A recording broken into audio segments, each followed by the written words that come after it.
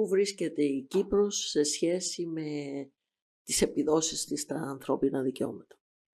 Πριν 2-3 μέρες ήταν η μέρα της γυναίκας. Δυστυχώς η Κύπρος είναι η τελευταία ευρωπαϊκή χώρα σε ό,τι αφορά ισότητα των δύο φύλων.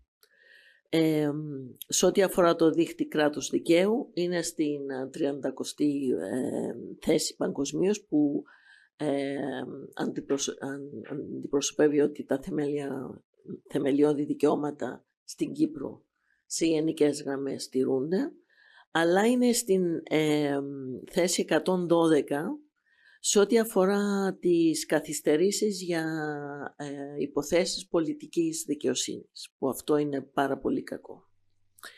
Στην ελευθερία του τύπου βλέπουμε μία μείωση του δίχτυ που αναφέρεται στην Κύπρο τα τελευταία 4-5 χρόνια, με διώξεις κάποιων δημοσιογράφων. Σε ό,τι αφορά τη βία κατά των γυναικών, 36% των Κυπρίων γυναικών δυστυχώς έχουν υποστεί σεξουαλική βία, πολλές φορές μέσα στην ίδια την οικογένεια, και 76% από αυτές αντιμετωπίζει προβλήματα υγείας λόγω αυτής της σεξουαλικής βίας, που είναι η χειρότερη θέση από τα κράτη-μέλη.